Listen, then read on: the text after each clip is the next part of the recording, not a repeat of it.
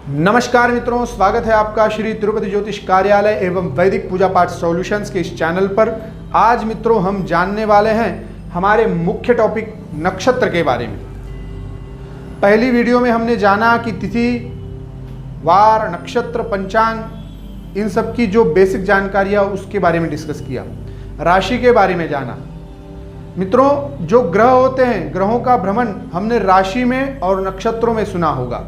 मुख्यतः ज़्यादा समय यही देखा जाता है कि कौन से राशि में कौन से ग्रह गोचर कर रहे हैं, अर्थात चल रहे हैं। इस विषय को ज़्यादा ध्यान रखा जाता है, परंतु एक जो मुख्य विषय है, अगर हमें उसके जड़ में घुसना है, उस जड़ को हमें जानना है, तो हमें इन नक्षत्रों के भ्रमण को भी समझना पड़ेगा। जब ग्रह नक्षत्रों का भ्रमण करते हैं तो भी अच्छे बुरे फलों का हमें अनुसार मतलब फल मिलता है और हमें अनुभव होता है कि ग्रह कैसा फल दे रहे हैं। तो ये नक्षत्रों का भ्रमण राशियों के अंदर जब ग्रह करते हैं तो इसका भी बहुत बड़ा महत्व निकलता है। इसीलिए आज हमारा जो मुख्य टॉपिक है वो है नक्षत्र। और नक्षत्र अगर हम देखने जाए मित्रों, तो ये ज्योतिष का बहुत मुख्य बेस है। इसके लिए नक्षत्रों को याद रखना चाहिए। सबसे पहली बात तो टोटल अश्विनी से लेकर और रेवती तक के 27 नक्षत्र हर व्यक्ति को याद होने चाहिए। जो भी ज्योतिष जानते हैं तो इन नक्षत्रों को याद करना बहुत ज़्यादा ज़रूरी है। इन्हें याद नहीं करते हैं तो बहुत सी चीज़ें हम विस्मरित हो जाते हैं, बहुत सी चीज़ें हमें याद नहीं रह पाती, क्योंकि इनको अगर याद रख लेते हैं तो बहुत सी चीज़ें ऑटोमेटिकली हमें याद होने लगती हैं। ये बहुत मुख्य हिस्सा है। इसके लिए याद करने की एक छोटी सी एक सिंपल टेक्निक मैं आपको बताने वाला हूं और साथ ही साथ इस नक्षत्र को अच्छे से हम समझने वाले हैं। तो चलिए शुरू करते हैं। नक्षरति इति नक्षत्रम। नक्षरति मतलब जिसका क्षर नहीं होता उसे नक्षत्र कहा जाता है। नक्षत्रों में आपने देखा होगा ये टोटल 27 नक्षत्रों के बारे में हमें जानना है। तारों का जो समूह होता है उसे नक्षत्र कहा जाता है। एक तारों के समूह बनते हैं और उसी को नक्षत्र हम कहते हैं। तो नक्षत्रों को अच्छे से समझने के बाद उस पर हम आराम से एक एक नक्षत्र के बारे में बात करेंगे। उनकी निशानी कैसे होती है, उनका आकार कैसा होता है, उसके देवता कौन होते हैं, उसके दान क्या होते हैं, धर्म क्या होते हैं, उन सब विषयों को आराम से समझेंगे। परंतु आज हमें सिर्फ ये नक्षत्र, नक्षत्रों के स्वामी, पंचक नक्षत्र, त्रिपाद नक्षत्र, बस इतना ही जानना है। ये मुख्य चीजें हैं इसमें। तो मित्रों, अश्विनी, भरणी, कृतिका, रोहिणी, मृगशिरा, आर्द्रा, पुनर्वसु, पुष्य, अश्लेषा, ये 9 नक्षत्र हैं। इसमें मैंने जो लिखे हुए मित्रों ये 9 के एक प्रकार से लाइन बना दी है। इससे आपको याद करने में बहुत सिंपल हो जाएगा। मघा, पूर्वा फाल्गुनी, उत्तरा फाल्गुनी, हस्त, चित्रा, स्वाति, विशाखा, अनुराधा और ज्येष्ठा, इसे भी याद कर लीजिए। फिर मूल, पूर्वाषाढ़ा, उत्तराषाढ़ा, श्रवण, धनिष्ठा, शततारका या फिर शतभिषा भी कहते हैं, पूर्वा भाद्रपद, उत्तरा भाद्रपद और रेवती। इन नक्षत्रों को हम अच्छे से याद कर लें। ठीक है। एक नक्षत्र जो होता है 13 अंश और 20 कलाओं का होता है। तो इस प्रकार से हमारा जो राशियों, जो ग्रहों का भ्रमण है उन नक्षत्रों में चलता रहता है। अब हमने सुना होगा पंचक नक्षत्रों के बारे में। इन राशियों के बारे में भी हम इनमें जानेंगे। इनमें कौन सी राशि कहां पर आ रही है इसके बारे में मैं आपको बताता हूं। उसके पहले हम पंचक नक्षत्र को जानते हैं। पंचक नक्षत्र मित्रों होते हैं धनिष्ठा का पूर्वार्ध छोड़ दें और उत्तरार्ध लेके और फिर रेवती तक, ये जो नक्षत्र हैं इन्हें पंचक नक्षत्र कहा जाता है। पंचक नक्षत्र में अगर किसी की मृत्यु होती है तो पंचक शांति की जाती है। अगर किसी का जन्म होता है तो शास्त्र कहते हैं उस गांव में या फिर उस स्थान पर या फिर घर परिवार में, घर में ही उसी प्रकार के 5 पुत्र या 5 कन्याओं का जन्म होता है। साथ ही साथ छत डालना, हमारे घर के ऊपर जो छत डालते हैं स्लैब जिसे कहा जाता है वो भी नहीं डालना चाहिए पंचक नक्षत्रों में। लकड़ी का संचय नहीं करना चाहिए, जो लकड़ी के काम है उनको नहीं करना चाहिए, नहीं तो जल्दी लकड़ियां खराब हो जाती हैं, छत चूने लगता है, मतलब लाइफ में कुछ ना कुछ फिर उसके ऊपर प्रॉब्लम चालू ही रहती है। इसके लिए उन चीज़ों को मना किया गया है। तो इन पंचक नक्षत्रों में बहुत सी चीज़ें नहीं की जा सकती, ठीक है। तो इन नक्षत्रों का भी बहुत महत्व है। कभी कभी हमने देखा होगा विवाह के समय भी ये नक्षत्र आ जाते हैं तो लोग कहते हैं ये भी दोष कारक है, परंतु नहीं, विवाह में कोई पंचक का दोष नहीं होता। दक्षिण में यात्रा का जरूर दोष इसमें बताया गया, दक्षिणी दिशा में यात्रा करनी हो तो पंचक ना हो तो सर्वोत्तम। तो इसके लिए पंचक नक्षत्रों को जानना बहुत जरूरी है, अर्थात धनिष्ठा का उत्तरार्ध और फिर शतभिषा का पूरा 4 चरण, पूर्वा भाद्रपद के 4 चरण, उत्तरा भाद्रपद के 4 चरण, रेवती के 4 चरण। तो ये टोटल जो है चरणों में, इन नक्षत्रों में जब कोई ग्रह भ्रमण करते हैं, अर्थात इसमें जब चंद्र भ्रमण करते हैं मुख्यता से, तो इसे पंचक कहा जाता है। और दूसरे ग्रह भ्रमण करेंगे तो उनके अनुसार वो फल देते हैं, परंतु इसमें जब चंद्र भ्रमण करते हैं तो पंचक नक्षत्र कहलाते हैं। तो इस प्रकार से तो पंचक नक्षत्र हमारा क्लियर हो गया। अब जानते हैं त्रिपाद नक्षत्र। त्रिपाद नक्षत्र कौन से हैं? कृतिका, पुनर्वसु, उत्तरा फाल्गुनी और विशाखा और उत्तराषाढ़ा।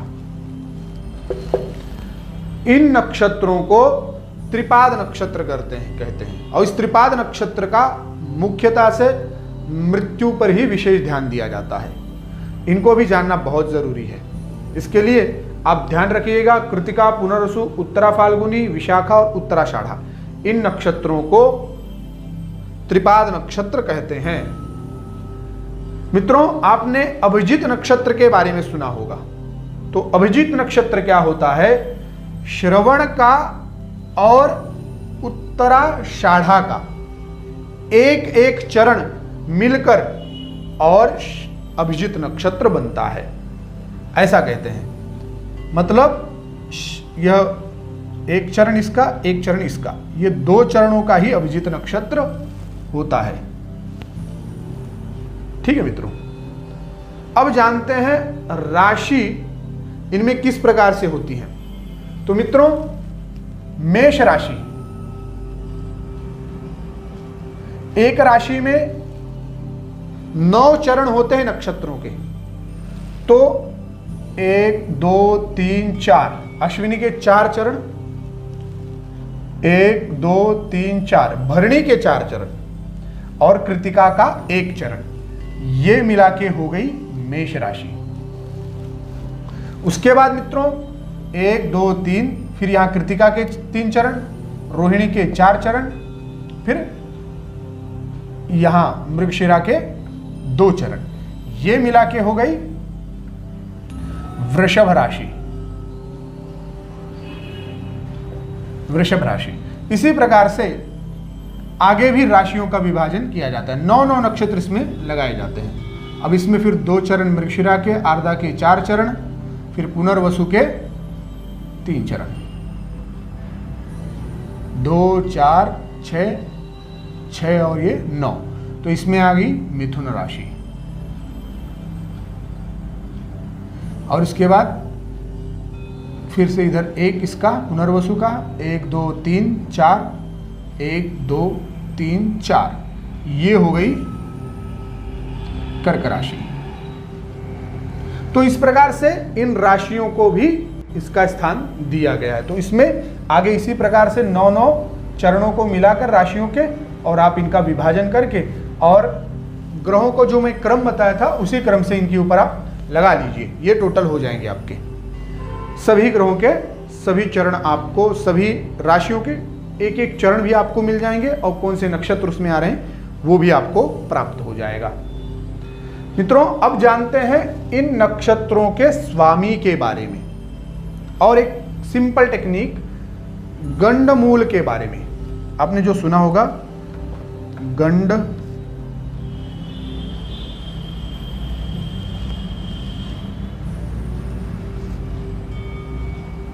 मूल नक्षत्र के बारे में, ठीक है, उस बारे में भी हम जानते हैं। तो ये आपको याद कर लेना है।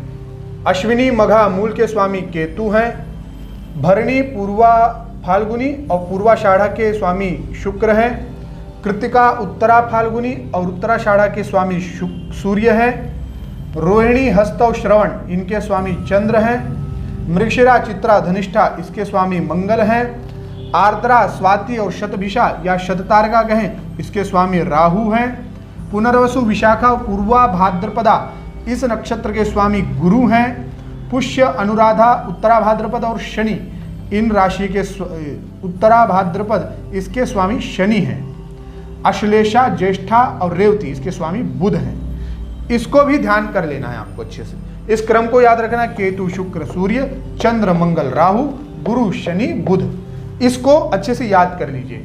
और जैसे ही ये लाइन याद कर लीजिए, चारों की चारों लाइन अगर आपको याद हो जाती है तो आराम से इन स्वामियों का आप एक प्रकार से ज्ञान ले सकते हैं कि हाँ ये अश्विनी भरणी मूल, अश्विनी मघा मूल इनके स्वामी हैं केतु, भरणी पूर्वा फाल्गुनी पूर्वाषाढ़ा इसके स्वामी है शुक्र, कृतिका उत्तरा फाल्गुनी या उत्तराषाढ़ा इनके स्वामी है सूर्य, रोहिणी हस्त श्रवण इसके स्वामी चंद्र। इस प्रकार से आप आराम से याद कर सकते हैं, इसको ऐसे ही याद कीजिए बस इसको, नहीं तो या पहला नक्षत्र याद कीजिए तो हाथ पर ही आप 1 2 3 4 5 6 7 8 9 इस प्रकार से 9 गिनकर और इनके नक्षत्रों के स्वामी को याद कर लीजिए बस, और आगे के 9 नक्षत्रों को उसके साथ मिला दीजिए। एकदम सिंपल टेक्निक से आपको याद हो जाएगा, ठीक है। अब इसमें हम जानते हैं गंडमूल के नक्षत्र, तो केतु और बुध के जो नक्षत्र हैं अर्थात अश्विनी मघा मूल ये 3 नक्षत्र और अश्लेषा ज्येष्ठा और रेवती ये 3 नक्षत्र, ये तीनों के 3 जो नक्षत्र हैं इन ग्रहों के अधिपति जो बुध और केतु इन दोनों के नक्षत्र को गंडमूल के नक्षत्र कहे जाते हैं। अर्थात ये गौमुख प्रसव शांति के लिए इन नक्षत्रों का चयन किया गया है। अर्थात इनमें अगर जन्म होता है तो गाय के मुख से जन्म हुआ है ऐसा शास्त्र कहते हैं। तो जब गाय के मुख से जन्म होता है तो गाय का मुख को अपवित्र बताया गया है, इसके लिए गौमुख प्रसव शांति इस विधान को किया जाता है, जिसमें जन्म के 27वें दिन ही इन सभी ग्रहों का पूजन, इन सभी नक्षत्रों का पूजन करके हवन करके गाय के पूजन के साथ एक विधि विधान से ब्राह्मण एक विधि करते हैं जिसे नक्षत्र शांति या गंडमूल नक्षत्र शांति कहा जाता है। तो ये इन दोनों केतु और बुध के नक्षत्रों में अगर किसी का भी जन्म होता है, किसी भी चरण में जन्म होता है, तो उनको इन नक्षत्रों की शांति करने से ही जीवन में जो समस्याएं हैं उनका समाधान होना जायज है और होगा ही। तो इसके लिए आपको इन नक्षत्रों को ध्यान रखना है, इन दोनों नक्षत्रों को अश्विनी मघा मूल और अश्लेषा ज्येष्ठा और रेवती इन नक्षत्रों की शांति पूजा करवानी है, ठीक है।